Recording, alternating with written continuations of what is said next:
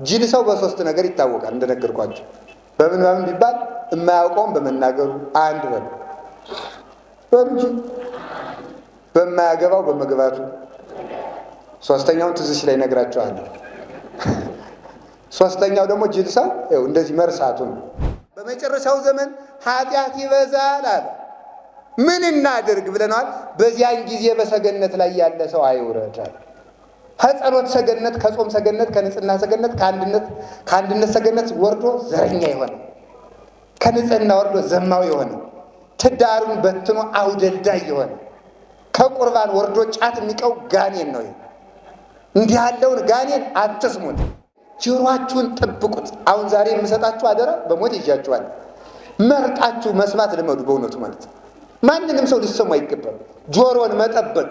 ጆሮን የጠበቀ ሰው በየቀኑ ድንግልናውን ጠብቆ እመቤታችሁ መስሎ ይኖራል። እሱ ለሱም በስርዓት የሚያበስል ምን ይልክለታል? ገብርኤልን ይልክለታል። ማለት ቸር መምህር ይልክለታል። እንደ ገብርኤል ያለ። ተስፋ ቆርጣችሁ ትዳራችሁን አትበትኑ። ሲታጣ ትዳር አይበተንም። ሲታመም እስከ ሞት ነው በእውነቱ ማለት ነው። ሁላችንም እናልቅስ። ሌሊት ተነስተን እንጸልይ። ዘፈናችሁን አቁሙ። ይህንን ድልቂያ ተውት። መክበስበሱን ተውት።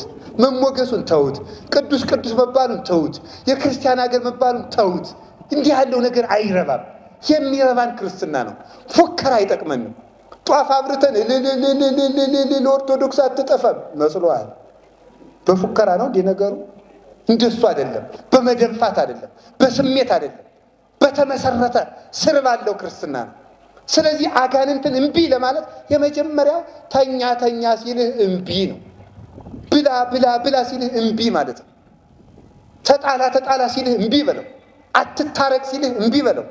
አትቁረብ ሲልህ እምቢ በለው። እግዚአብሔር ቸር ነው ሲልህም እምቢ በለው። ውዳሴ ማርያም እጮኻለሁ፣ ድንግል እናቴን እጠራለሁ። በስመ አብ ወወልድ ወመንፈስ ቅዱስ አሐዱ አምላክ። በስመ አብ ወወልድ ወመንፈስ ቅዱስ አሐዱ አምላክ። በባህሪው ሞት በመንግስቱ ሽረት የሌለበት ቅድመ ዓለም የነበረ ዓለማትን በማይመረመር ጥበቡ የፈጠረ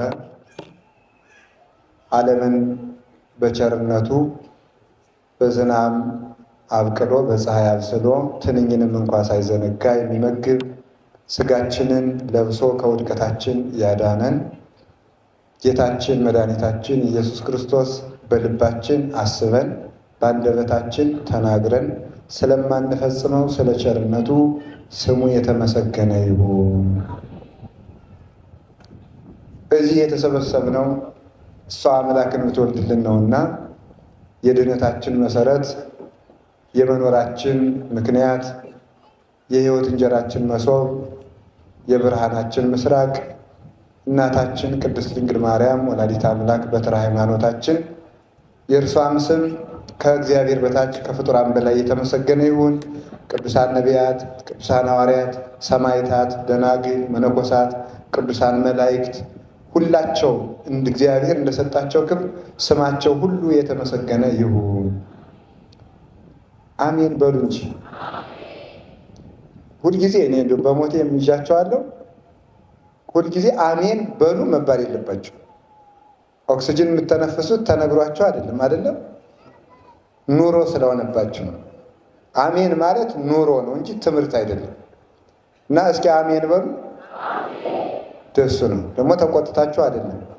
አሜን በሉ አንድ ጊዜ እስኪ። እንደሱ ነው። እሺ እግዚአብሔር አምላካችን እስከዚህ ሰዓት ስላደረሰን ይክበር ይመስገን።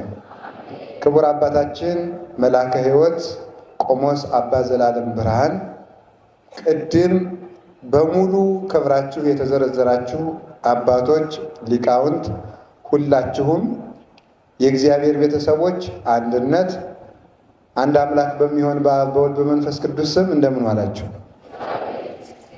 እንደምን ሰነበታችሁ? እንደምን አመሻችሁ? የኃጢአታችን ጉዳት በቸርነቱ መጋረጃ ሸፍኖ በቅዱስ ቦታው ያቆመን ሕያው እግዚአብሔር አምላካችን ስሙ ይክበር ይመስገን። ልቡናችን ከፍቶ እንዲያስተምረን ቅዱስ ፈቃዱ ይሁንልን። ዛሬ እንደ እግዚአብሔር ቅዱስ ፈቃድ የምንማማርበት የትምህርታችን ኃይለ ቃል የሚሆነው ኦሆ በልዎ ለእግዚአብሔር ወእንቤ በልዎ ለጋኔን።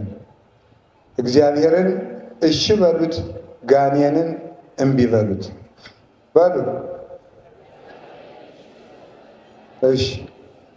መቼም የመጣችሁ እግዚአብሔርን እሺ ብላችሁ ነው አይደል? ካላችሁ ቃሉን መቼም ትሉታላችሁ። በሉ እግዚአብሔርን እሺ በሉት፣ ጋኔንን እምቢ በሉት። ድገሙት አንድ ጊዜ። እሺ፣ ጋኔንን እምቢ በሉት። የያዕቆብ መልእክት ምዕራፍ 4 ቁጥር 7 ላይ የምናገኘው ኃይለ ቃል ነው። የጌታችን ወንድም ተብሎ የሚጠራው አብሮ ከማደጉ የተነሳ የዮሴፍ ልጅም በመሆኑ የጌታችን ወንድም ተብሎ የተጠራው የኢየሩሳሌም ኤጲስቆጶስ የሆነው ያዕቆብ የተናገረው ነው። የጌታ ወንድም ተብሎ ይጠራል አብሮ በማደጉ ዮሴፍ የእመቤታችን ዘመድ በመሆኑ በዚያ ምክንያት የአጎት ልጅ፣ የወንድም ልጅ፣ የእህት ልጅ ወንድም ይባላልና የጌታ ወንድም ይባላል። ነገር ግን እግዚአብሔር ንጉሥ በተቀመጠበት መንበር መስፍን፣ ጳጳስ በተቀመጠበት መንበር ኤጲስቆጶስ ቆሞስ እንደማይቀመጥበት ሁሉ እግዚአብሔር ብቻ በገባባት ነበልባላዊት መለኮታዊት መንበር በድንግል ማርያም ማኅፀን ሌላ ከቶ አያውቃትምና ወንድሞች የተባሉት ሌላ ልጅ ኑሯት ሳይሆን በሥጋ ወንድም ስለሆነ ነው። ይኸው የሚታወቅ ዘንድ ሌላ ልጅ እንደሌለስ ለጌታ እህት ወንድም ቢኖረውስ ኖሮ በዕለተ ዓርብ እናቱን በአደራነት ሲሰጥ እህቶቹና ወንድሞቹ በተገኙ ነበር፣ አደራም ለነሱ በሰጠ ነበረ። ነገር ግን ባዕድ ለሚሆን ለዮሐንስ ወንጌላዊ አደራ እንካናት ብሎ የሰጠበት ምክንያት ሌሎች ወንድሞች ስለሌሉት ነው። የሥጋ ወንድሞችና እህቶች ቢኖሩ አደራውን የሚቀበሉ እነሱ ነበሩ። ስለዚህ ጌታ በገባባት ማኅፀን ሌላ ማንም ከቶ አያውቃትም። በተፈቶ በማይመረመር በጽኑ ማኅተም ጸንታ ትኖራለችና የኃያላን አምላክ እግዚአብሔር ብቻ ገብቶ እሱ ብቻ ወጣ ለፍጹም በፍጹም ለዘላለም ታትማ ትኖራለች። እሷ አምላክን ወልዳ ድንግልናዋ በእናትነት እንዳልተለወጠ እሱ ሰው ሲሆን አምላክነቱ በሰውነቱ አልተለወጠምና ቢላሉ አባቶቻችን። የእሷ ድንግልና በእናትነት አለመለወጥ ለሱ አምላክነት በሰውነት ላለመለወጥ ማስረጃና ምልክት ነው። እሷ ድንግል እናት ስትባል መኖሯ እሱ አምላክ ሰው ሲባል ለመኖሩ ማስረጃ ነውና ከቶ አያውቅም። በዚያውም ላይ በእምነት በሱ ያመኑ ሁሉ በመከራ የመሰሉት ወንድሞቹ ይባላሉ። በጌታችን በመድኃኒታችን በኢየሱስ ክርስቶስ ያመኑና በመከራ የመሰሉት ምን ይባላሉ? ወንድሞቹ ይባላሉ። ሰው የጌታ ወንድም ተብሎ ለመጠራት 3 ነገሮችን ማሟላት ይገባል። መድኃኒታችን ኢየሱስ ክርስቶስ ሁላችሁ እንደምታውቁት የእኛን ሥጋ ለብሶ መጥቷል። ሥጋ በመልበሱ ብቻ ወንድማችን ይባላል። ወንድማችን ዘመዳችን ይባላል ሥጋ ስለለበሰ። ይኸው የሚታወቅ ዘንድ እናታችን ቅድስት ቤተ ክርስቲያን መኃልየ ዘሰሎሞን ምዕራፍ 5 ቁጥር 8 ላይ እንደምትመለከቱት ወልድ እሁየ ጻዳ ወቀይህ፣ ልጅ ወንድሜ ነጭና ቀይ ነው ብላ ትነገራለች። ልጅ ወንድሜ፣ ልጅ ወልድ ስትለው ወልድ ዋሕድ ያብ ወልደ ማርያም ወልደ እግዚአብሔር፣ ወልድ ቃል ወልድ ሁየ ቃል አካላዊ ቃል ወልድ ነጭና ቀይ ነው። ወንድሜ ቃል ልጅ ወንድሜ ቃል ልጅ ወንድሜ ቃል ልጅ ወንድሜ ቃል ልጅ ወንድሜ። በደንብ ያዙልኝ። ቃል ልጅ ወንድሜ ነጭና ቀይ ነው። ቃል የአብ አካላዊ ቃል፣ ልጅ የአብ የባሕሪ ልጅ፣ የድንግል ማርያምም የባሕሪ ልጅ። በደንብ አድርጋችሁ ያዙልኝ። በእርግጥ ይሄ ክርክር ያስነሳል። ድንግል ማርያም ወልድ የድንግል ማርያም የባሕሪ ልጅ ነው ወይስ የጸጋ ልጅ ነው ተብሎ ሲነሳ አንዳንዶቹ አይ የባሕሪ ልጅማ የአብ ነው እንጂ የማርያምማ አይደለም ይላሉ። እንግዲህ የጸጋ ልጅ ልታረቁት ነው። የጸጋ ልጅማ እኛ ነን። እሱ የጸጋ ልጇ ከሆነ እኛ የምን ልጆቿ ነን? ብለን ስንጠይቅ መልስ ይጠፋል። እነሱ ደግሞ መልሰው እንዲህ ብለው ይጠይቃሉ። ይኸውላችሁ አጠቃቀም ሳታውቁ ስልክ አትያዙ። እውነቴን ነው ማምላክን። በጣም በጣም በጣም ነውር እኮ ነው። እንዲሁ እናንተ በግራም ቀጥ በቀኝም ቀጥ ወይ ዓለሙን አታውቁት ወይ የነፍሱን አታውቁት። ይቅርታ አድርጉልኝና ማለት ነው ነውር እኮ ነው። እውነቴን ነው። እንዲሁ አንድ ቀጭ የሚል ስልክ አገኘሁ እዚህ ወረውረዋለሁ። ግን እንዳትቆጡ ወይ ሰበካ ጉባኤ ይገዛላችኋል። ስለዚህ እግዚአብሔር አሁን ይውላችሁ ቄሱ እኮ ኪዳን ሊያደርስ ሲል ዝውዕቱ ጊዜ ባረኮት የሚለው እኮ ወዶ አይደለም። ይህ የቡራኬ የበረከት ጊዜ ነው፣ የምስጋና ጊዜ ነው። አሁን ጸጥ ብሎ ተመልከቱ አይደል? ላይለ ይኩን ህሊናክሙ አይምሩ ሀበዘ ትቀውሙ ነው የሚለው ዲያቆኑ። ወደ ሰማይ ህሊናቸውን በአንቃይዶ ስቀሉት። በስጋዬ ይቀስፈኛል፣ በነፍሴ ይፈርድበኛል፣ በግራ ያቆመኛል ብለህ አፈርታ ተንቀጥቀጠ ቆም። በፍጹም እሳት ይውህዝ ቅድሜሁ አይላፋት ይትለአክዎ በሚባል የእሳት ጎርፍ የሚፈስበት መንበር ባለው በግርማ መለኮቱ በእግዚአብሔር ፊት እንደቆም ካስበ ቆም። አይምሩ ሀበዘ ተቀውሙ የቆማችሁባት ቤተ ክርስቲያን የእግዚአብሔር ደም የሚፈስባት እንደሆነች እወቁ። ህሊናችሁን ወደ ሰማይ አድርጉት ብሏል።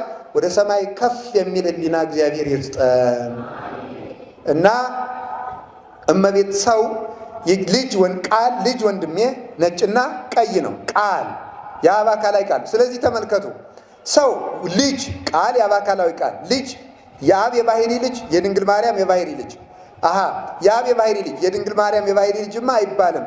በባህሪማ ከአብ ነው የተወለደ እንጂ ከድንግል ማርያም በባህሪው አልተወለደም ይላል።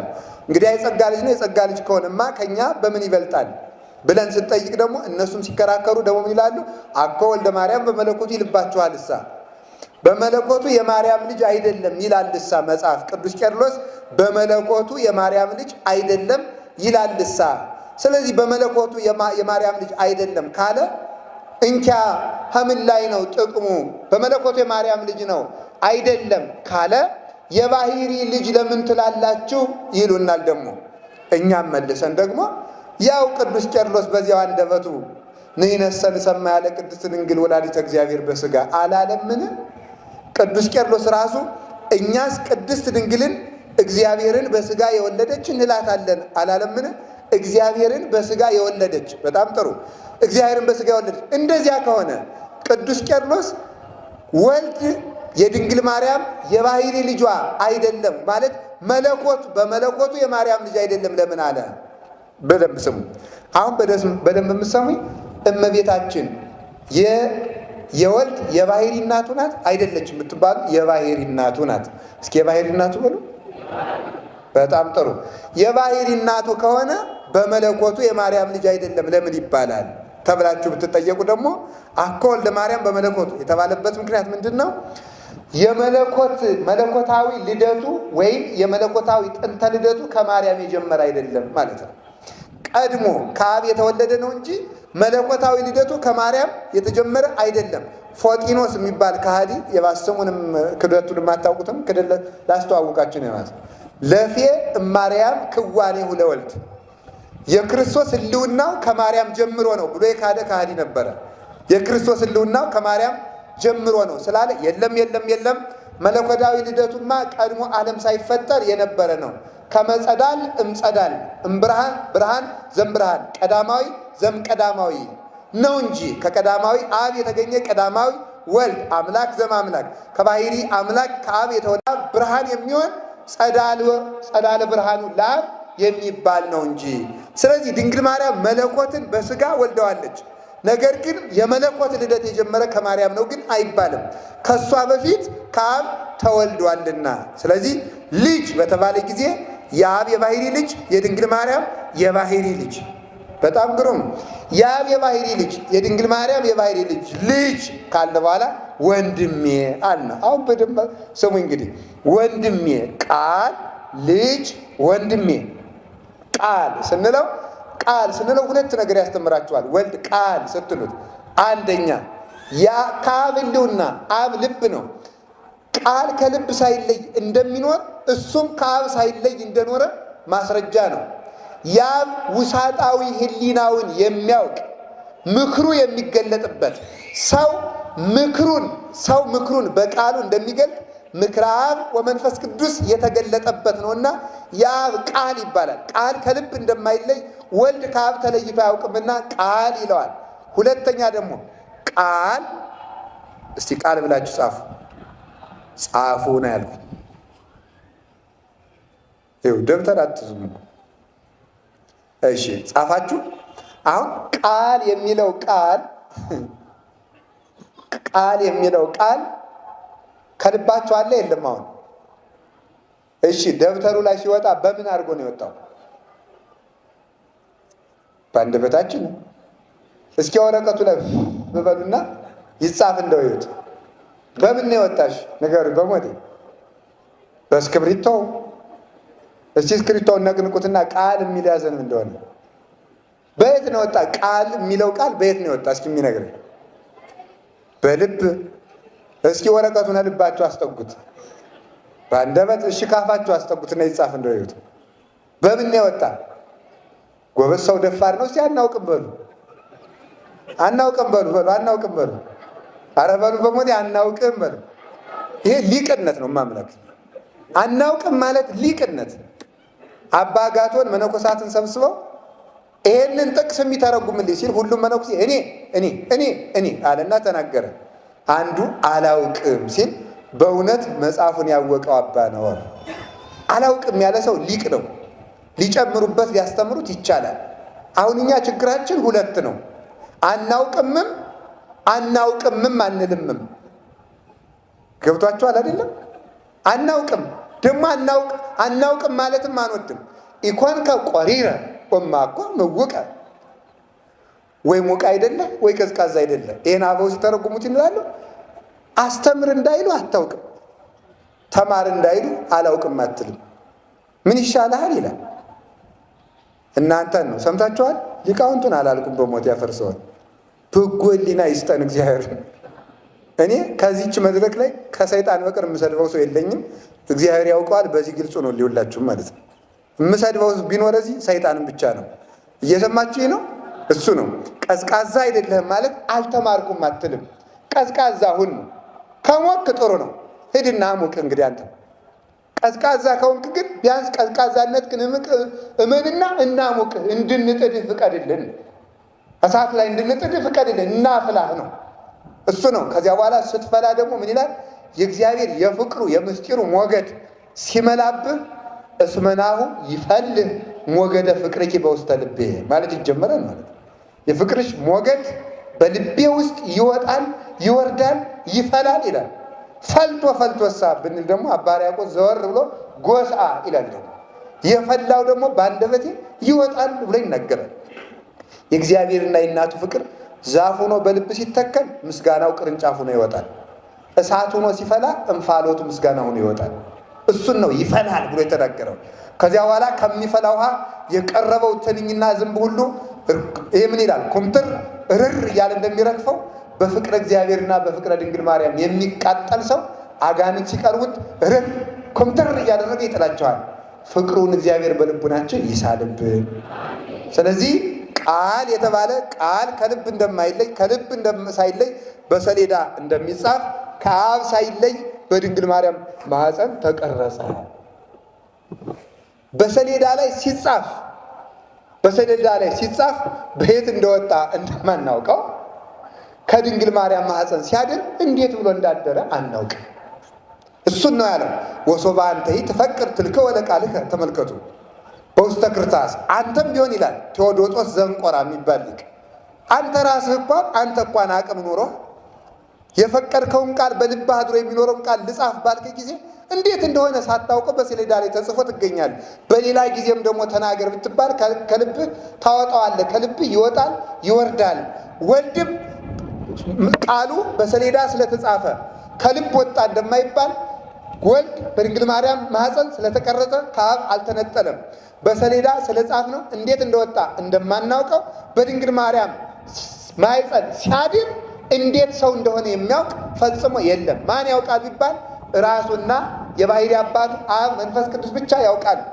እንዴት እንደጸነሰችው እንኳን ሌላ ሰው እመቤታችን እንኳን አታውቅም። እንዴት እንደጸነሰችው በድንግልና መጽነሷን ብቻ ነው የምታውቀው። ሌላ የምታውቀው ነገር ፈጽሞ የለም። ይህ ለባሕሪ ጌትነቱ ብቻ የተተወ ምስጢር ነው። እሷ አውቀው ለእኛ ያልተነገረ ነገር ሞልቷል። ማርያም እሰ ተዐቅብ ዘንተ ኩሎ ወተወድዮ ውስተ ልባ እንደተባለ በልቧ የጠበቀችው በጣም ብዙ ነገር አለ። ዓለም አንዷን እንኳን ቢሰማት ሰማይና ምድርን የሚያጠፋ ምስጢር ብዙ እሷ የምታውቀው አለ። እሱ ብቻ የሚያውቀውም አለ። ማርያምን ይትቤንተ ጾረቶ በከርሳ ተመልከቱ።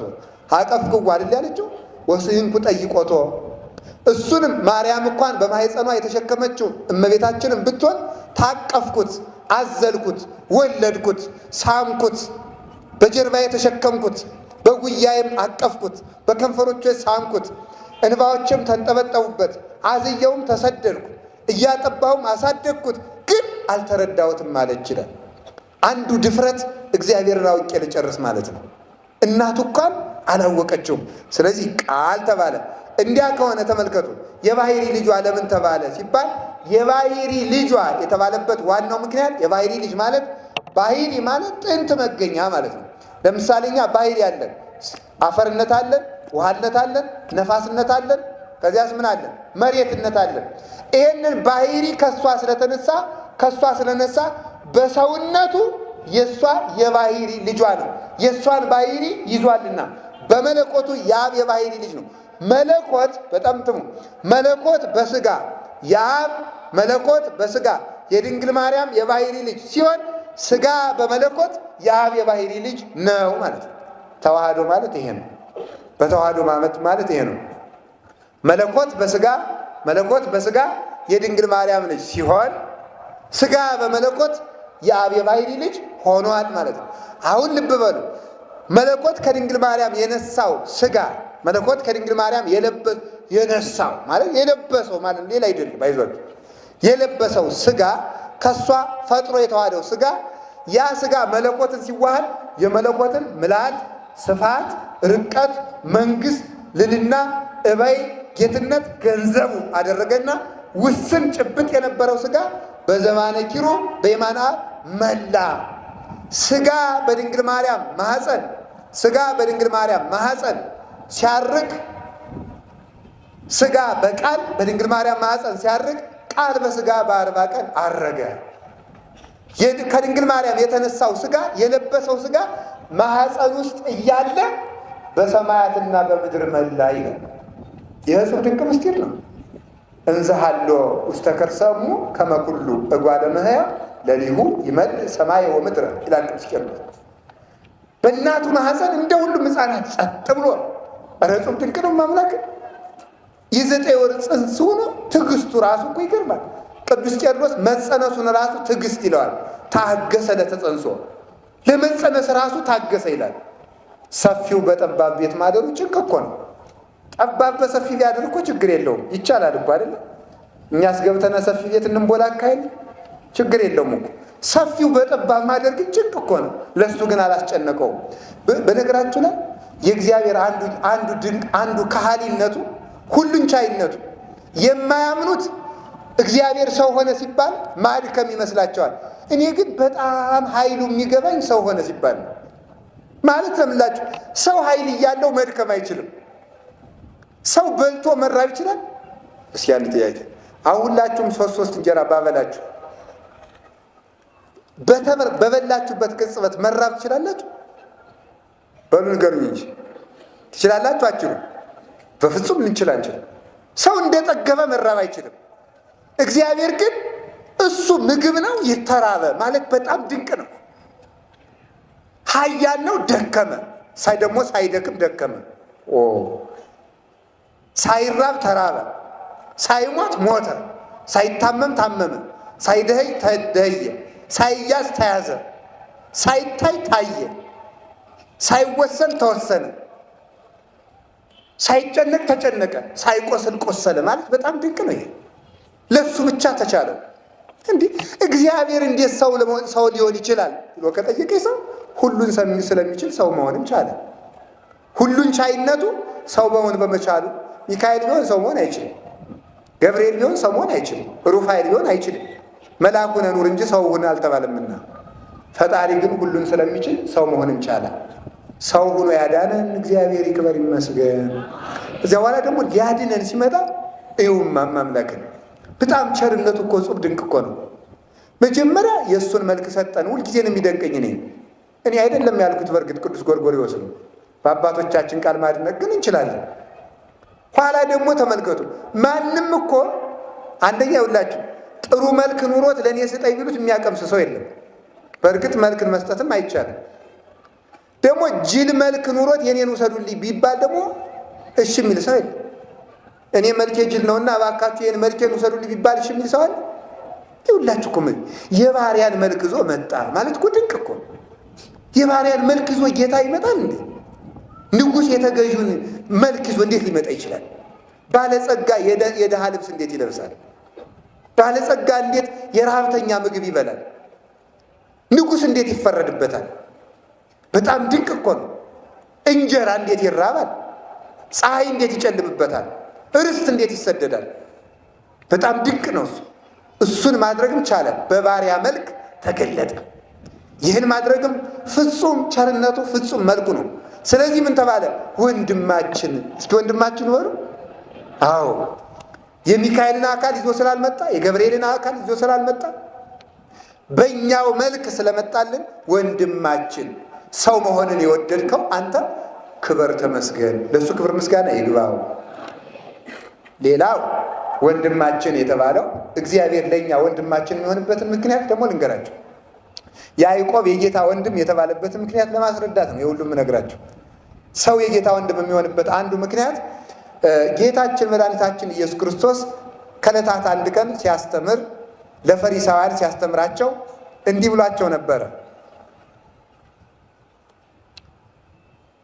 እመቤታችን እሱ እያስተማረ መካ ከይሁዳ ከያዕቆብ ከዮሳ ጋር በር ላይ ቆመች። ስትቆም አንድ ሰው መጣና እናትህና ወንድሞች ይፈልጓል አለ።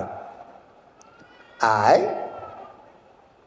መኑ ይእቲ እሜ ወመኑ ሙንቱ አሃዌ፣ እናቴና ወንድሞቼ እነማን ናቸው?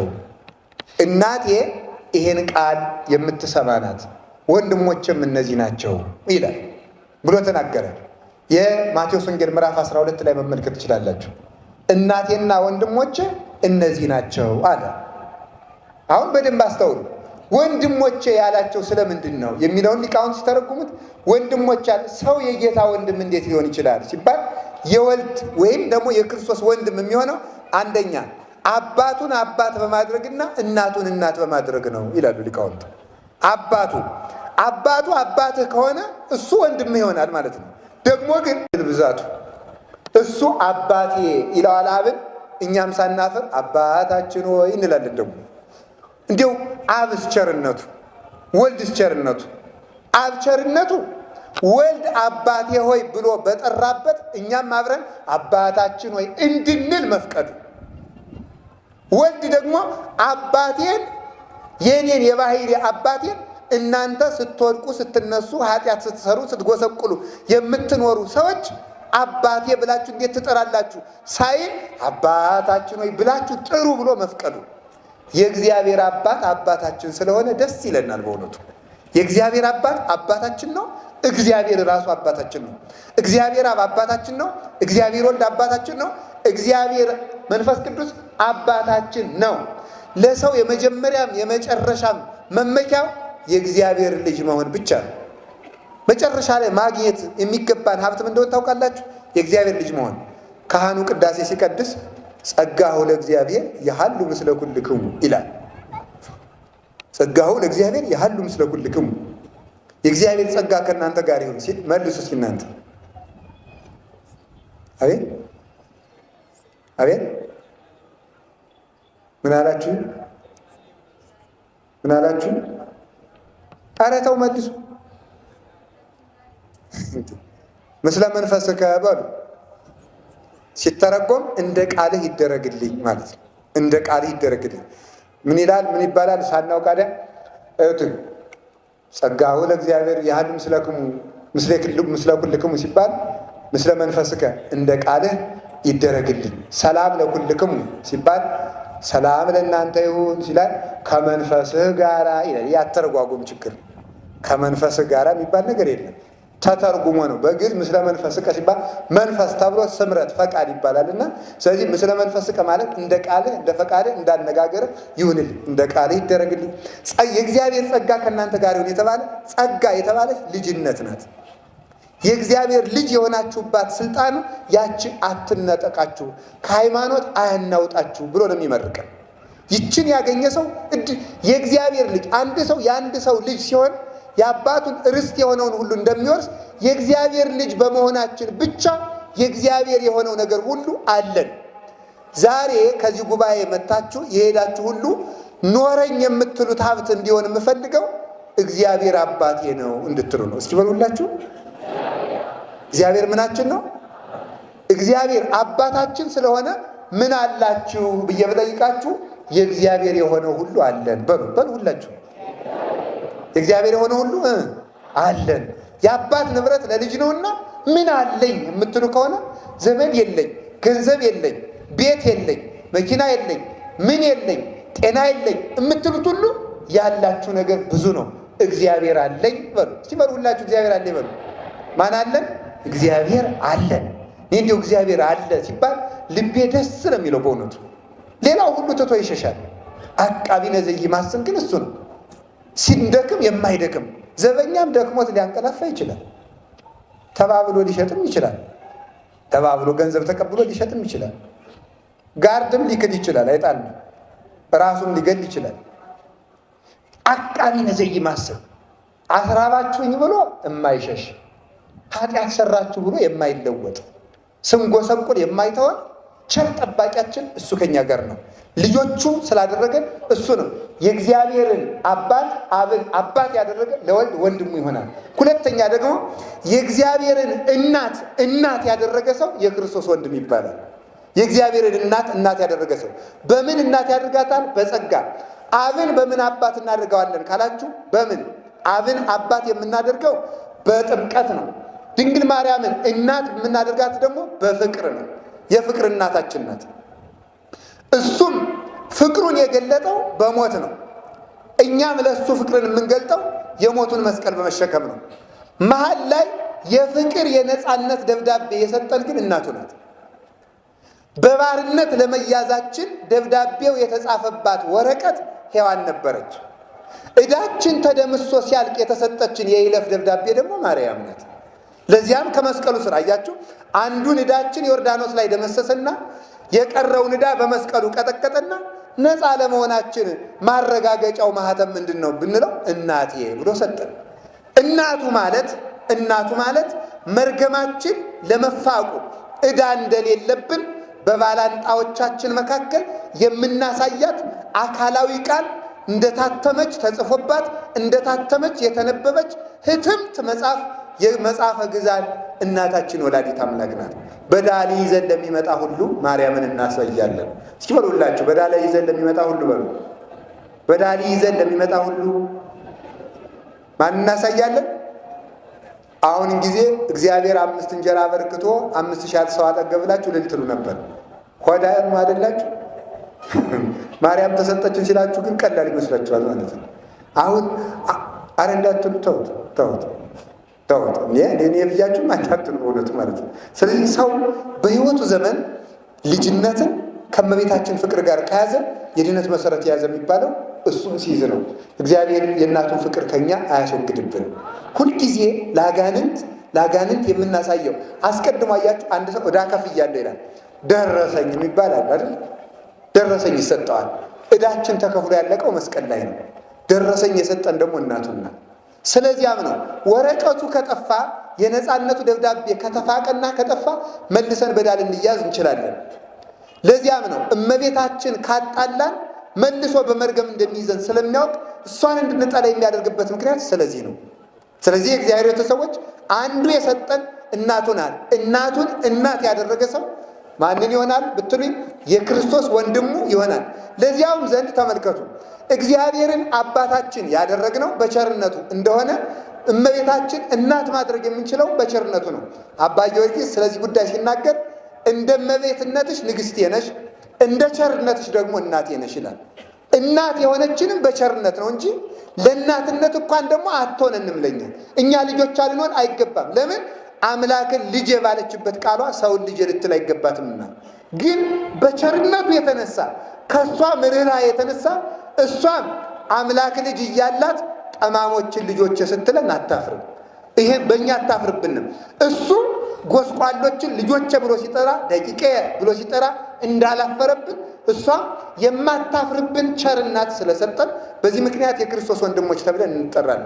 በዚህ ስንደነቅ ሌላው ሊቅ ደግሞ ምን ይላል? እሺ ሰው የክርስቶስ ወንድም ተባለ። አንደኛ አብን አባቱ ማድረግ፣ ሁለተኛ ወልድ የእኛን ሥጋ ስለለበተ፣ ሶስተኛ እመቤታችን እናት በማድረግ፣ አራተኛ የሰው ልጅ የክርስቶስ ወንድም ተብሎ የሚጠራበት ምክንያት በመከራ በመምሰል ነው። መከራን ክርስቶስን መስሎ የተቀበለ ሰው የክርስቶስ ወንድም ተብሎ ይጠራል። እንደ ክርስቶስ የኖረ ማለት ነው። ሲጀመር ክርስቲያን ማለት ራሱ ከመክርስቶስ ማለት ነው። እንደ ክርስቶስ ክርስቶስን የመሰለ ማለት ነው። የክርስቶስ መታወቂያው ማለት ነው። ወልድ የአብ መታወቂያው ይባላል። ኦ ክርስቶስ ወልደ እግዚአብሔር ሕያው ልብሰ አብ ይባላል። ልብሰ አብ ሰው በልብሱ እንዲታወቅ አብ በወልድ ታውቋልና ልብሰ አብ አለው ብለው ሊቃውንቱ አረጋዊ መንፈሳዊ ሲተረጉሙ ይናገራል። የአብ መታወቂያው ወልድ እንደሆነ የወልድ መታወቂያው ክርስቲያን ነው። ክርስቲያን ማለት የወልድ የክርስቶስ መታወቂያ ማለት ነው። ሰው ክርስቲያንን አይቶ ክርስቶስን ያውቃል። ዛሬ እኛን አይቶ ሰው ማንን እንደሚያውቅ ተመልከቱት። ሰው ክርስቲያንን አይቶ ተመልከቱ። በሰማይ ያለውን አባታችሁን በጎ ስራችሁን አይተው ያመሰግኑት ዘንድ ብርሃናችሁ በሰው ፊት ይብራ። ለምን? ይሄ ሰው ክርስቶስን መስሎታልና። ሰውነቱን በመከራ የሚያስጨንቃትን ሰው አመስግኑ። ለጊዜው ሰውነቱን በመከራ አሳልፎ ሰጥቶ በጎችን ነፃ ያወጣ የሰው ዘር ተብሎ ዘር የተቆጠረለት ወልደ እግዚአብሔር ያው ክርስቶስን አመስግኑት። እግዚአብሔር ልዑል እግዚአብሔር ኄር ዘበህላዊሁ ዘልማዱ ይሩት በሉት። እሱን መስሎ የኖረን ሰው ደግሞ አመስሉት። በመከራ አምላኩን መስሎ ለሞተ ሰው ለሱ ምስጋና ይገባል ብሎ ይናገራል። አሃዊ ከሰማይታት ቆላተ ሕማማት ወረዱ ወጻድቃኒ ከገዳማት ኦዱ ብሎ እንደተናገረ አንድ ሀሳብ ግን ልንገራችሁ። ሰው የክርስቶስ ወንድም ተባለ። የክርስቶስ እናት እንዴት ሊባል ይችላል? እኔ የደነቀኝ እሱ ነው። እናትህ በር ላይ ትፈልጋለች ሲባል ምን አለ? እናቴ እነዚህ ናቸው አለ። ሰው እንዴት አሁን ይሄ ሰው በሙሉ የክርስቶስ እናት እንዴት ይሆናል? እንዴት ሊሆን ይችላል? እናቱ ድንግል ማርያም ናት። ድንግል ማርያም ትፈልጋለች ሲባል እናቴ እነዚህ ናቸው አለ። ቃሌን ሰምተው የሚያደርጉት እነዚህ ናቸው እናቴ አለ። ሰው የክርስቶስ እናት እንዴት ይሆናል? አሁን እዚህ ውስጥ የተሰበሰበው ሁሉ የክርስቶስ እናት ነው ማለት ነው። እንዴት ይሄ ሰው የክርስቶስ እናት ይሆናል? የክርስቶስ እናት ለመሆን የተሰበሰበ ነው። ክብራችን እንዴት እንደሆነ እያወቃችሁት የክርስቶስ መታወቂያ አልኳችሁ፣ የክርስቶስ ወንድሞች አልኳችሁ፣ የእግዚአብሔር ልጆች አልኳችሁ። አሁን ደግሞ የክርስቶስ እናት። ክርስቲያን ማለት የክርስቶስ እናት ማለት ነው።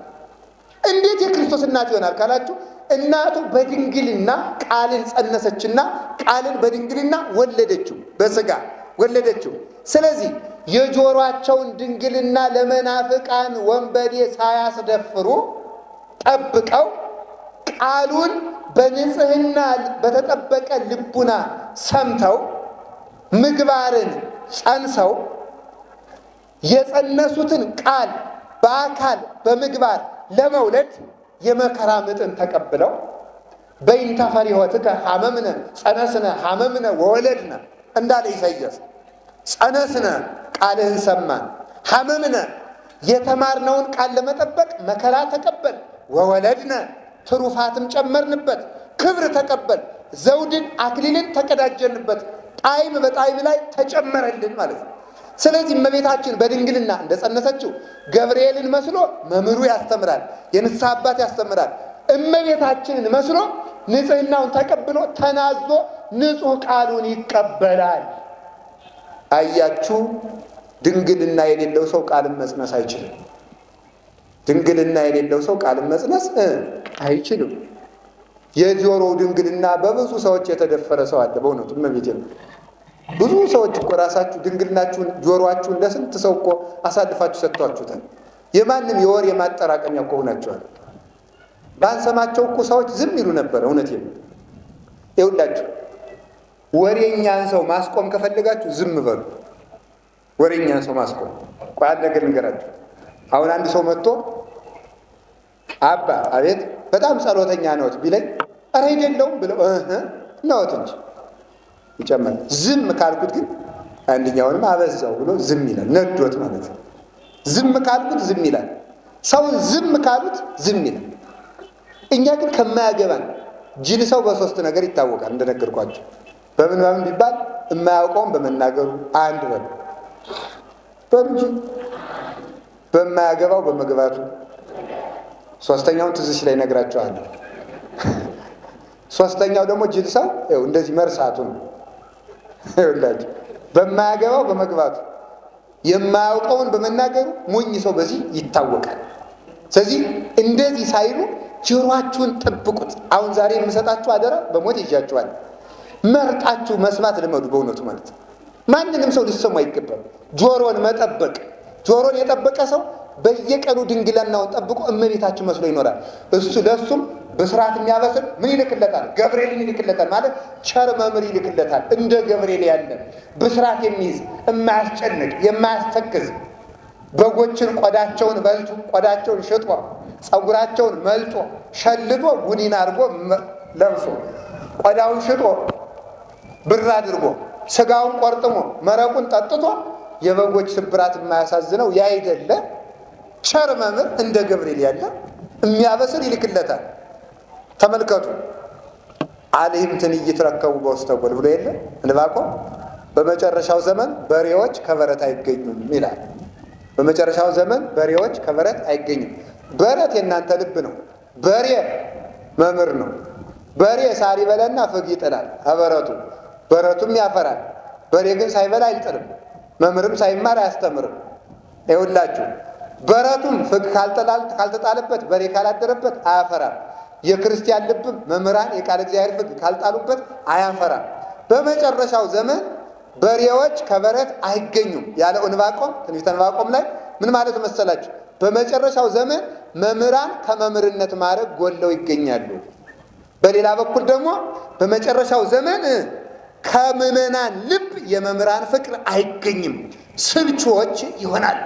የወደዱትን የሚሰሙ እንጂ የሚያስፈልጋቸውን የሚሰሙ አይሆኑም ይላል። እንደዚህ ይሆናሉ ሲል ዋሊምትን ተመልከቱ። በጎችም ምን አሉ ይላል ተመልከቱ። አባግኒ ታብሉ እመብል በጎችም አንበላም ይላሉ። እምተበሎ ይላል ደግሞ አንበላም ይላሉ። እመብል አንበላም ይላሉ። እምተበሎ አንበላም ይላሉ። በጎችም አንበላም ይላሉ። ስጋውን ደሙን አንቀበልም ይላሉ። አንጸልይም ይላሉ። አንጾምም ይላሉ። አንሰግድም ይላሉ። ጣዕመ እግዚአብሔርን አንቀምስም ይላሉ።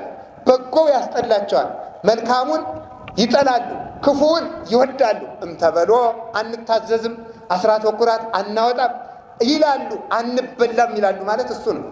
እንዲህ ያለ ችግር ይገጥማል። ስለዚህ ተመልከቱ፣ የተማርነውን መያዝ ያቃተን ድንግልናችን ስለጠፋ ነው።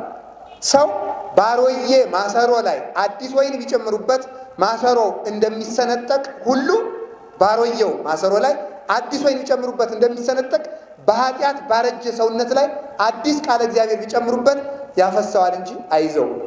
ቃለ እግዚአብሔር ለመማር ብቻ ሳይሆን ተመልከቱ፣ ቃለ እግዚአብሔር ንሳችሁ እንደሆነ በብሉይ ኪዳን ምን ይላል?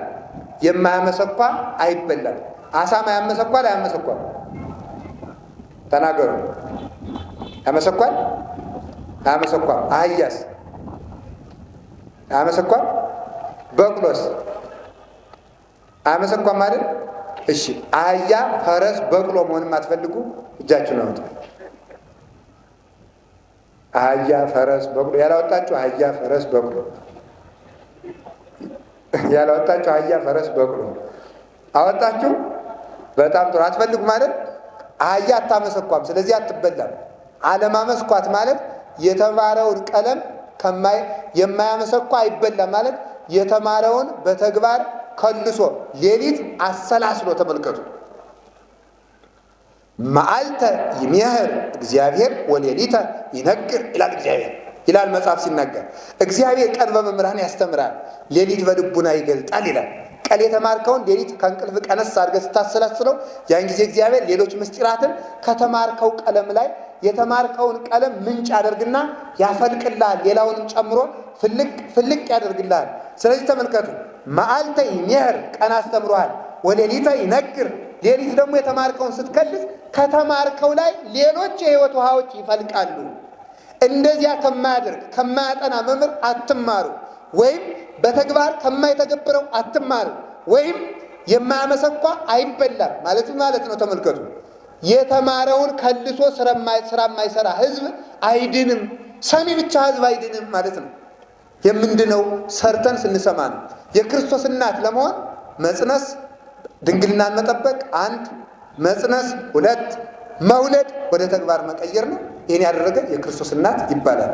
እናቱ ወንድሞቹ እንድንሆን የቅዱሳን አምላክ ይርዳን። ስለዚህ ያዕቆብ በዚህ ምክንያት የጌታ ወንድም ተብሏል። መከራ መስለን የምንቀበለው ወንድሞቹ ለመሆን ነው። አሁን ከሌላ እምነት የምንለይበት ምክንያት ይሄ ነው። በክርስትና ስም ተቋቁመው ከክርስቶስ እቅፍ የወጡት ልዩነታቸው የሆነው አባቱን አባት ቢያደርጉም እናቱ እናታቸው አይደሉም። በመከራ አይመስሉትም።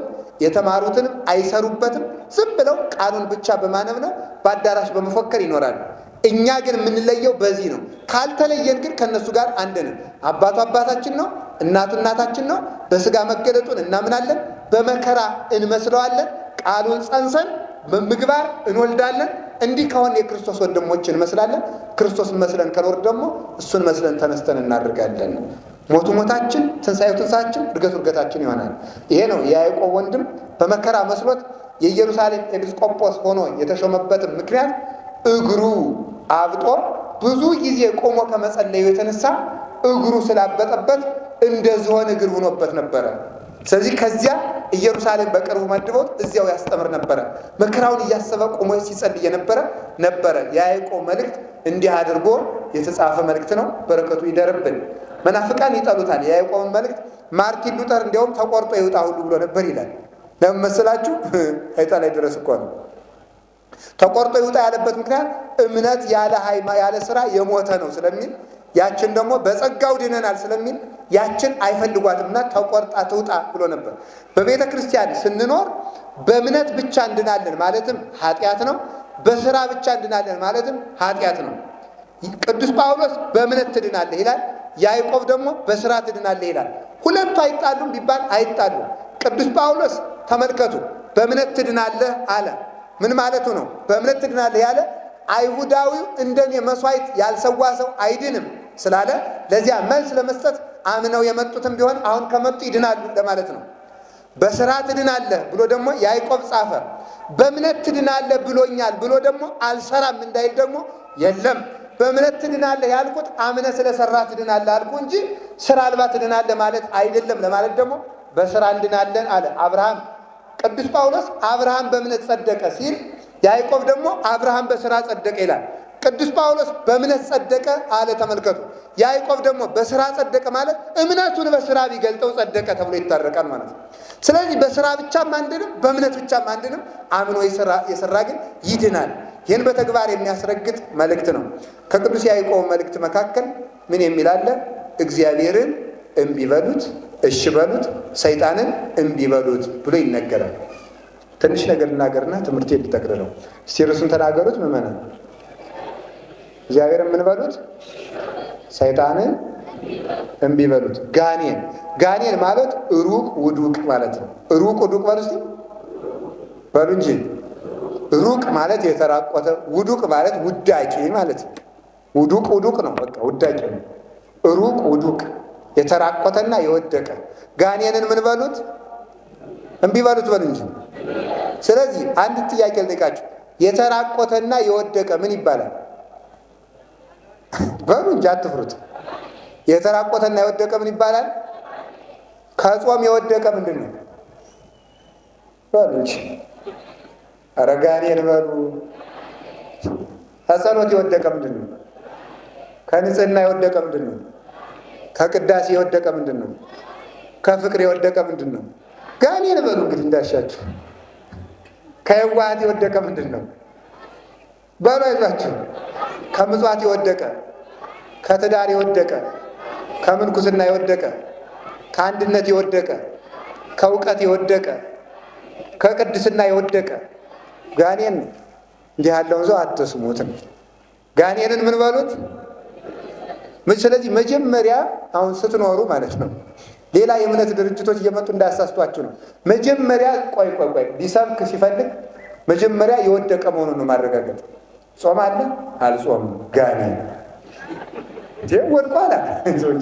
ወደቀ እኮ ጌታ እኮ እንዲህ ብሎ ነው የተናገረ፣ እንዲህ ብሎ ነው የተናገረ። በደንብ ስሙ መምለክ እንዲህ አለ፣ በመጨረሻው ሰዓት አለ ወዘሂ ሀሎ ውስተናይስ እይረር ታይተ ከሰገነት ላይ ያለ አለ በመጨረሻው ዘመን ኃጢአት ይበዛል አለ። ምን እናድርግ ብለናል? በዚያን ጊዜ በሰገነት ላይ ያለ ሰው አይውረድ አለ። ከጸሎት ሰገነት፣ ከጾም ሰገነት፣ ከንጽህና ሰገነት፣ ከአንድነት ሰገነት ወርዶ ዘረኛ የሆነ ከንጽህና ወርዶ ዘማዊ የሆነ ትዳሩን በትኖ አውደልዳይ የሆነ ከቁርባን ወርዶ ጫት የሚቀው ጋኔን ነው። እንዲህ ያለውን ጋኔን አትስሙት። ቀድሞ የወደቀን ሰው እሱ ወድቆ ሳይነሳ እኛን ሊያነሳን ይችላል። ስለዚህ ውዳቂ እንዳይመራን እግዚአብሔር ይጠብቀ። ዳቂ ምን አላችሁ? አቤት ጋኔን እንዳይመራን እግዚአብሔር ይጠብቀ። አንዱ እሱ ነው። ስለዚህ ሰዎች ጋኔን ከሆኑ ወድቀዋል ብሎ መወሰን ነው። ጋኔንን እምቢ በሉት። ሩቅ ከክርስቶስ ከክርስትና የተቆራቆተ ልጅነቱ የተለየው ሀብተ መንፈስ ቅዱስ የተለየው ቀሊል ልብ ያለው ችኩል የሆነ የሚጎመጅ የሚስገበገብ ክፉ የሆነ የተራቆተ ነው። ጸጋ እግዚአብሔር በአፉ በአንደበቱ በሰውነቱ የሌለበት ቅባ መንፈስ ቅዱስ ያላደረበት እንዲህ ያለውን እምቢ በሉት ብሎ ይነገራል። ጋኔንን እምቢ በሉት። እሺ ከላይ ይጀምር። ጋኔንን እምቢ በሉት። ኧረ በሉ ጎበዝ። አቤት ጋኔንን መቼ እምቢ ብለን መቼ እምቢ ማለት እንደሚገባ አንድ ሁለት ሶስት ብዬ ትንሽ ልጠቁማችሁ። ጋኔን መቼ እምቢ እንደምለው ታውቃላችሁ? እግዚአብሔር የለም ሲል። እስቲ እግዚአብሔር የለም ብዙ እሱ እናላችሁኝ። እግዚአብሔር የለም ሲል ምን እንበለው? እምቢ በሉ እንጂ።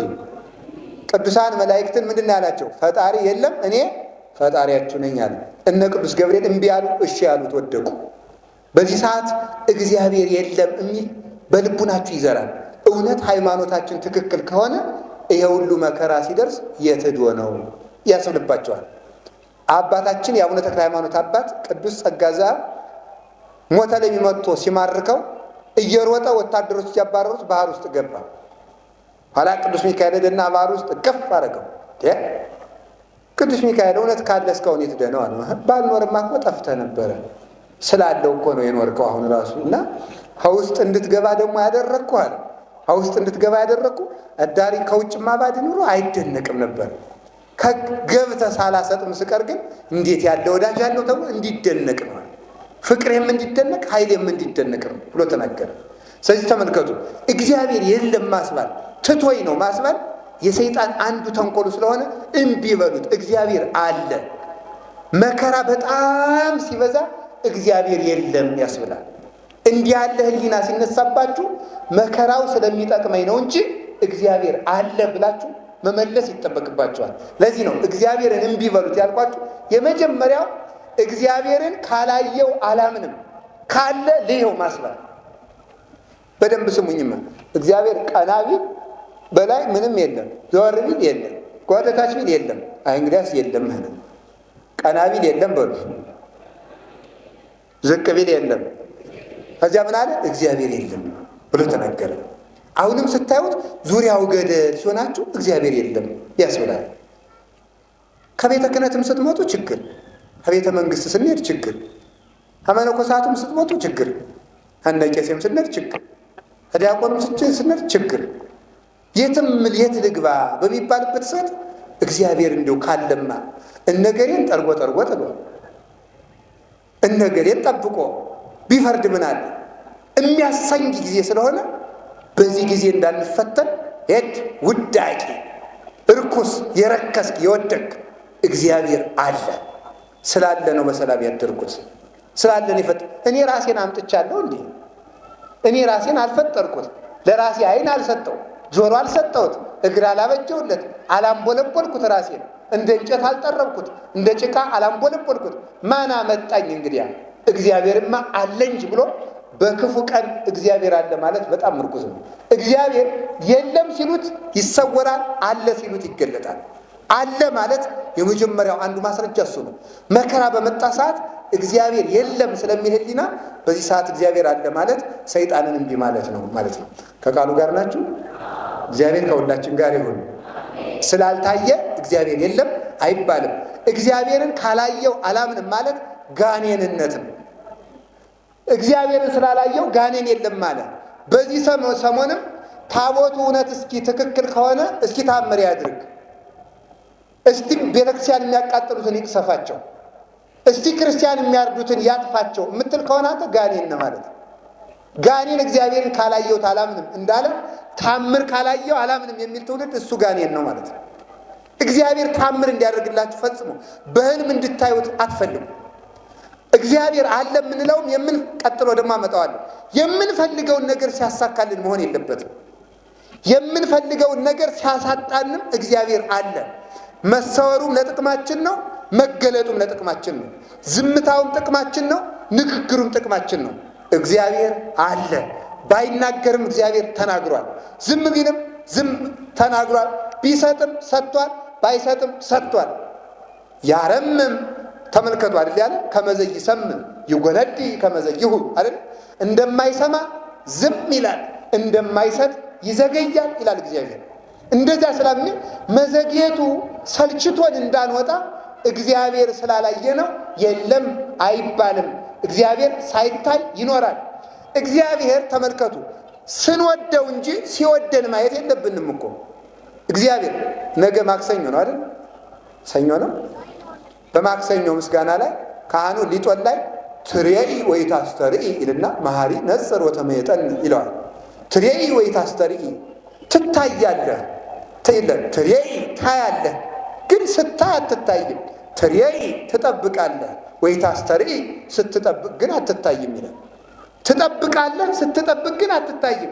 ሰዎች ስለዚህ ስትጠብቃቸው ስለማያዩ የለም ይሉሃል። ታየናለህ አለ። ተመልከቱ ስታይ ስለማትታይ ግን የሌለህ መስሎን ኃጢአት እንሰራለን። እግዚአብሔር የሌለ ያስመስለናል።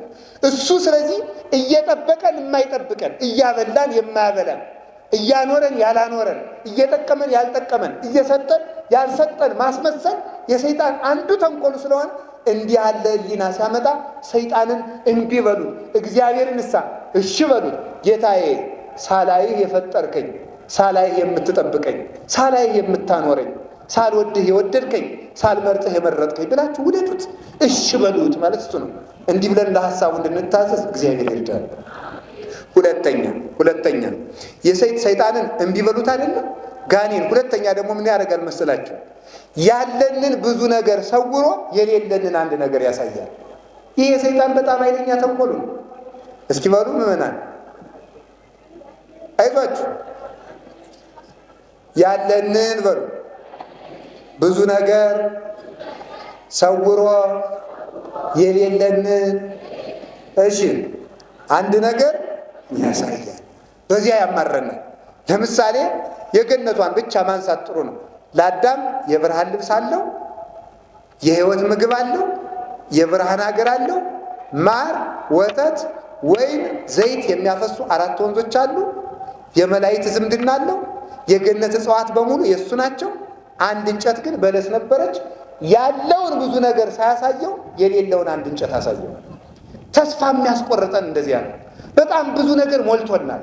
እውነቴን ነው የምነግራችሁ ምዕመናን፣ ልሸነግላችሁ ወይም ደግሞ ደስ ብሏችሁ እንድትሄዱ የሚያደክም ማጽናኛ ለመስጠት በጣም ብዙ ነገር ነው ያለው። ቅዱስ ዮሐንስ አፈወርቅ በዚህ ዓለም 2 አይነት ሰዎች አሉ ይላል ፊልጵስዩስን ሲተረጉም። 2 አይነት እያላቸው የሌላቸው የሚመስላቸውና ሳይኖራቸው ያላቸው የሚመስላቸው። እያላቸው የሌላቸው የሚመስላቸው ሰዎች አሉ። ሳይኖራቸው ደግሞ ያላቸው ልብስ አላቸው፣ ከክርስቶስ የተራቆቱ ናቸው። ጫማ አላቸው፣ ከወንጌል የወጡ ናቸው።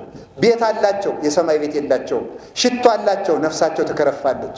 ኃይለኞች ናቸው፣ በሰማይ የደከሙ ናቸው። ዘመድ ሞልቷቸዋል፣ ከመላእክት ማህበር የወጡ ናቸው። እናት አላቸው፣ የድንግል ማርያም ፍቅር የላቸውም። አባት እናት አላቸው፣ ከሥላሴ ልጅነት የወጡ ናቸው። መብላ ጣፍጦ ይበላሉ፣ ከሕይወት እንጀራ ከክርስቶስ የተለዩ ናቸው። እነዚህን ሰዎች አልቅሱላቸው። አለን ይመስላቸዋል፣ የላቸውም። ከሰው የባሱ ድሆች ናቸው።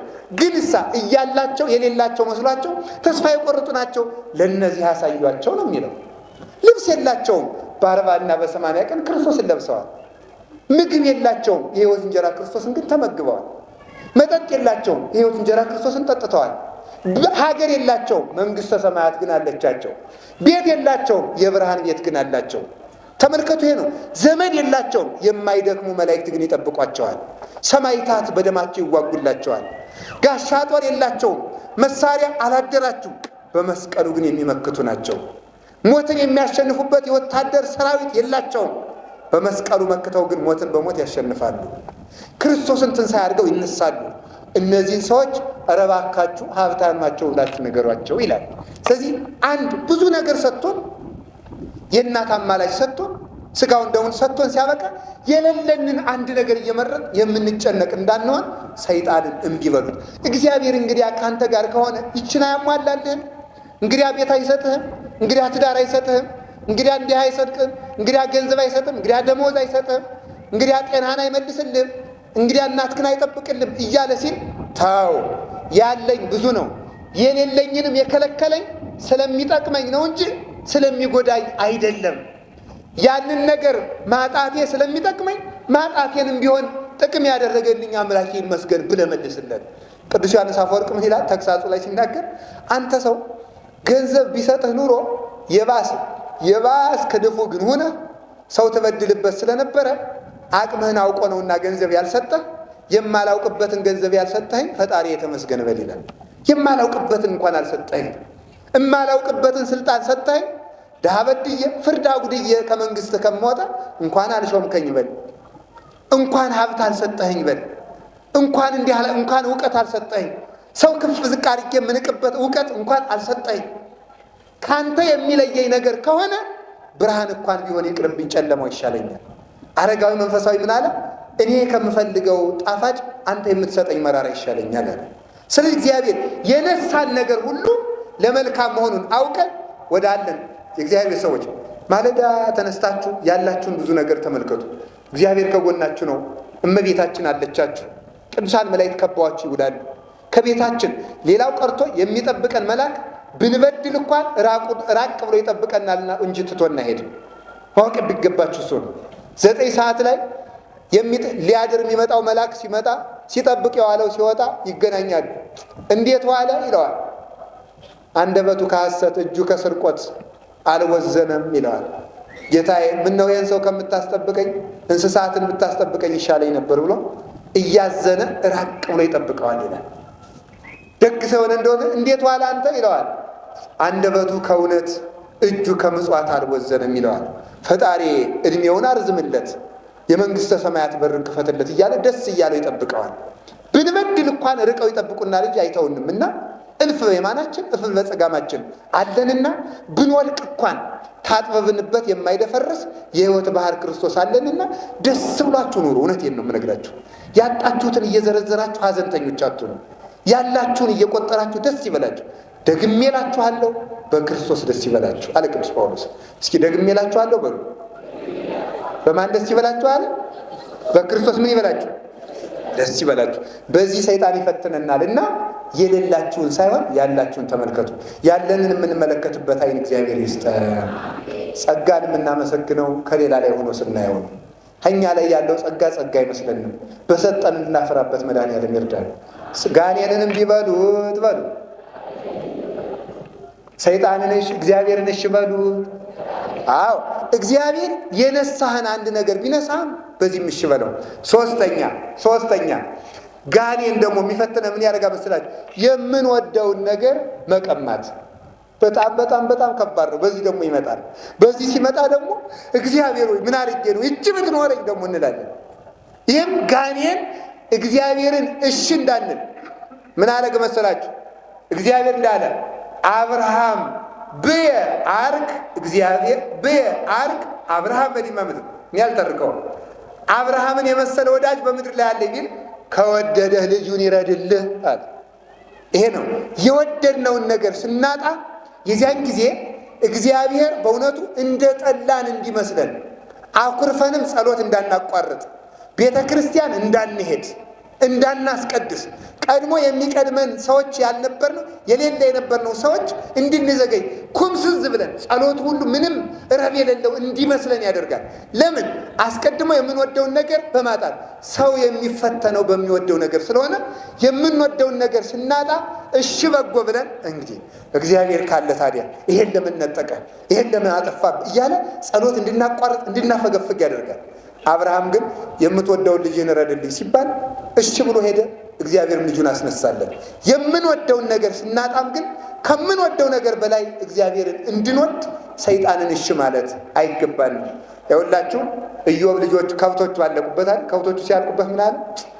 አይ ኢዮብ እናቴ ደጉ ሰው፣ አይ ደጉ ሰው። ሰይጣን እኮ ነው ሽማግሌ ሰው መስሎ ወዶ ሊያጽናና። አይ ደጉ ሰው ደግሞ ብሎ ከብትን ጨረሰችው። አይ አንተም ወዲያቴ እግዚአብሔርም እንደው እንዴት ያለ ሰይጣን እኮ ነው። ከብቶችን እኔ የፈጠርኳቸው እንዴ እግዚአብሔር ፈጠረልኝ፣ እግዚአብሔር ገደላቸው። ተመስገን አለው። በኖ ጠፋ። ልጆቹ ሞቱ። ደግሞ ራሱን ተላጭቶ እኮ ነው፣ ፀጉር የለውም የተላጨ መስሎ ነው ሰይጣን። ራሱን ተላጭቶ ወደ ደግሞ ወየው ልቅሶ ሊደርስ ማለት ነው። ወየው እናቴ ልጆችን ደግሞ ገደለብህ። አወይ ያለው ደግሞ ልጆችን እኔ የፈጠርኳቸው እንዴ እግዚአብሔር ሰጥቶኝ ነበር፣ እግዚአብሔር ወሰዳቸው። መጨረሻ ላይ ተመልከቱ፣ ጓደኞቹን አንጣ፣ ቁስሉ ሸተተ፣ ግማ፣ ትሉ ገነፈለ። ከቁስሉ ላይ ትሉ ጠብ ሲል እግዚአብሔር የሰጣችሁን ጸጋ ጥላችሁ ወዴት ትሄዳላችሁ? ኑ ብሉ እያለ ትሎችን እያነሳ ከቁስሉ ላይ ያስቀምጣቸው ነበር። እንዲህ ብሎ ታገሰ። ከዚያ በኋላ ተመልከቱ፣ ሚስቱ ምን አለችው? ባርኮ ወሙት፣ እግዚአብሔርን ስደብና ሙት አለችው። የምንወዳቸው ከብቶቻችን አለቁ፣ ሀብታችን፣ የምንወዳቸው ልጆቻችን አለቀ። አካልህን ወደው ነበር ፈረሰ። ምን ቀረን? እንግዲህማ እግዚአብሔርን ስደብና ሙት። አያችሁ፣ የምንወደው ነገር ጨርሶ ሲያልቅ እግዚአብሔርን ስደቡ የሚል ነገር ይመጣል። የዚያን ጊዜ ነው ጋኔንን እምቢ ማለት። ምን አለ ኢዮብ? እግዚአብሔርን ሲሰጠን እንደወደድ ነው ሲነሳንስ አንወደውም ወይ? መልካሙን ደስ ብሎን እንደተቀበል ክፉን ደስ ብሎን አንቀበልም ወይ አለ። ከሰነፎች ሴቶች እንዳንዷ ነሽ። እዚያ በኋላ ውሃ ልትቀዳ ስትል አንቺ እንዴት ነሽ? ቁስሉን እንዴት ቻልሽው እናቴ? እንዴት ያለሽ ታጋሽ ነሽ አላት። ደግሞ አዛኝ መስሎ ከክፉ መካሪ ይሰውራችሁ። እንዴት ያለሽ ታጋሽ ነሽ? ሽታውስ እንዴት ቻልሽው አለ። ይልቁንስ ተተሽው ነይና እኔ ጋር እንኖር አላት። እሺ ብላ ሄደች። የሚገርማችሁ ከ7 ዓመት በላይ ሲታመም አንድ ቀን ሸቷት የማያውቀው ቁስል ሸተታት ከቤት ስትገባ ማለት። ለምን ሲባል ያንን ነገር አስቦባታልና የቀረባትን ነገር አሳስቧታልና ጥርጥር ስለጀመረች ሸተታት። በል ወንድሜ እንግዲህ አንተም የድል ኑር እኔም የድል ልኖር ነው አለችው። ተስፋ ቆርጣችሁ ትዳራችሁን አትበትኑ። ሲታጣ ትዳር አይበተንም። ሲታመም እስከ ሞት ነው በእውነቱ ማለት ነው። ከዚያ በኋላ ምን አደረግ መስላችሁ? ለክፉም ለደጉም ቀለበቱን እችን ቀለበት እዘሽ ይጃላል። ያችን ቀለበት እዛ ስትሄድ ሃይማኖት ናት። ይዛ ስትሄድ አድርቆ ወዲያ የእሱ እንደማይገንዘብ ጥለሽለት ነው የኔ ሀብት ይበቃናል አላት። አዝኖ እዚያች ላይ ግን የሥላሴ ማህተም ስላለባት የለማይ ገንዘብ የቁስል ገንዘብ ወዲያ ጥለሽን አይ እንዳጤ ብሎኛል እንግዲህ እና እንግዲህ ዝም ብለህ ብላ ይዛው ስትሄድ ብን ብሎ ጠፋ ይላል። አሁንም የሚፈታተንን ጋኔን ረግጦ ያጥፋልን እግዚአብሔር። የሚፈታተንን በምንድን ነው? ቆይ ልል አትበል፣ ዝም ቆይ አይደለም። ዋናው ነገር ሰው ጋኔን የሚፈተንን በምንድን ነው ካልካችሁ፣ እውነት እነዚህ ነገር ገብታችሁ ከሆነ ብፁዕ ክርስቲያኖች ናቸው በእውነት ማለት ነው። ይሄ የገባው ነው ክርስቲያን ማለት ነው። ስለዚህ የምንወዳቸውን ነገሮች በሙሉ ይሄን አጣ ምን ቀረ? እስቲ ከጠንቋይ ሂድ እግዚአብሔር አያውቀው የለም ይላል። አያውቀውማ የለም፣ አውቆም ይፈርዳል። አያውቀው የለም ከፓስተሮች ውስጥ ሂድ ይላቸዋል። ለዚህ ያልታመን ክርስቲያኖች ክርስቲያን አይደለን በእውነቱ። ጸበሉም ዞርክ አልሆነም። ይኸውላችሁ ችኮናል ችግር የሚጠቅስ ነው። በነገራችሁ ላይ ጠንቋይ ችግር እንጂ መፍትሄ ጠቅሶ አያውቅም። ማታ ያመሃል፣ ሌሊት ላይ እንቅልፍ አይወስድህም፣ ያቃዥሃል። አንድ ቀን ደግ ነገራችን ተናግሮ አያውቅም። ችግር የነገረን ሰው መልካም ይመስለናል። የሰይጣንና የግብረ አበሮቹ መላቸውና መገለጫቸው ችግር መዘርዘር ነው። የመፍትሄ ሰዎች አይደሉም። ስለዚህ ተመልከቱ፣ ኢዮብ አመሰገነ። እግዚአብሔር አካሌንም የሰጠው የነሳኝ ለጥቅሙ፣ ከብቶችን የጨረሰም ለጥቅሙ። ነስታችሁ አሁን እንግዲህ ነግሬያችኋለሁ። ከሌሊቱ 6 ሰዓት እስከ 10 ሰዓት መጸለይ ያለባችሁ። ካቃታችሁ ቢያንስ 2 ሰዓት ጸልዩ። ከሌሊቱ 6 ሰዓት እስከ 10 ሰዓት የጸሎት ጊዜ ነው። ሁላችሁም ተነስታችሁ ጸልዩ። በቀረ ስትበሉ ይኸውላችሁ ሰውየው እግሩን መጥቶ ጅብ ለቃም አረጋው ዘራፍ አለ ጓደኛው። አንተ ዝም በል እንዳታስጨርሰኝ እኔ እግር ነው አለ። እየበላው ማለት ነው። ስለዚህ እግር ሲበላ ሲቆረጠም ራስ ብቻ ይቀራል። እግር ሲቆረጥ ራስ እግር ይሆናል። አሁን እግራችን ተቆርጦ ራስ ብቻ እየቀረ ነው። የቀረን እምነታችን ብቻ ነው። ስለዚህ እየተቆረጥን ነው። እግር እየተቆረጥ ዝም በሉ የምትል ከሆነ ትጠፋለህ። ሁላችንም እናልቅስ። ሌሊት ተነስተን እንጸልይ። ዘፈናችሁን አቁሙ። ይህንን ድልቂያ ተውት። መክበስበሱን ተውት። መሞገሱን ተውት። ቅዱስ መባሉን ተውት። የክርስቲያን ሀገር መባሉን ተውት። እንዲህ ያለው ነገር አይረባም። የሚረባን ክርስትና ነው። ፉከራ አይጠቅመንም። ጧፍ አብርተን ኦርቶዶክስ አትጠፋም መስሎሃል? በፉከራ ነው እንዲህ ነገሩ። እንደሱ አይደለም። በመደንፋት አይደለም። በስሜት አይደለም። በተመሰረተ ስር ባለው ክርስትና ነው። ስለዚህ አጋንንትን እምቢ ለማለት የመጀመሪያው ተኛ ሲልህ እምቢ ነው። ብላ ሲልህ እምቢ ማለት ነው። ተጣላ ሲልህ እምቢ በለው። አትታረቅ ሲልህ እምቢ በለው። አትቁረብ ሲልህ እምቢ በለው። እግዚአብሔር ቸር ነው ሲልህም እምቢ በለው። ቸርነቱ ይገባኛል ወንድሜ አትንገረኝ፣ ፈራጅ ነው በለው። ቸር እኮ ነው እግዚአብሔር፣ ቸር ነው፣ አይዞህ ቸር ነው እያለ ኃጢአት ያሰራል። የተወስክ ኃጢአተ በዲበ ኃጢአት እንዘትካይ ነው አይምርህም ሲለው እምቢ ብለህ ደግሞ ንስሐ ገባ። ቸር ነው ወንድሜ፣ እሱ ያልማረው ሰው የለም። ጴጥሮስን ክዶት ምሮታል። ከጭቃ የወደቀ ወርቅ እንኳን ታጥቦ ተወልውሎ ዘውድ ይሆናል። በኃጢአት ክደት የተለወሰውን ጴጥሮስን ወልውሎ አጥርቶ ሰንግሎ አሳምሮ የሐዋርያት አለቃ ራስ ያደረገ ክርስቶስ ምንም ጭቃ ቢሆን ወርቅ ያደርገኛል ብለህ እምቢ ብለህ ንስሐ ግባ። እግዚአብሔር ጨካኝ ነው አትቁረብ፣ እንዲሁ ነህ ረክሰህ ልትቆርብ ነው ሲላችሁ ቸር ነው አምላኬ እሱ ራሱ የአንጽቶ ያድርብኛል ይቅር ይለኛል ብላችሁ ቅዱስ ሥጋውን ክቡር ደግሞ ተቀበሉ። እምቢ ማለት ካልቻልን መዳን አንችልም። ስለዚህ አሁን እግዚአብሔር ሰዎች ከኃጢአት ከዝሙት ከሱስ መውጣት ያቃታችሁ እምቢ ብላችሁ ውጡ። እምቢ ለማለት ሰይጣንን እምቢ ለማለት የእግዚአብሔርን ጸጋና የገሃነምን መከራ አስታውሱ። ሰይጣንን እምቢ በሉት፣ እግዚአብሔርን እሺ ብለን ጋኔንን እምቢ ብለን መንግስተ ሰማያት እንገባ። አምላክ ቅዱሳን ይርዳል።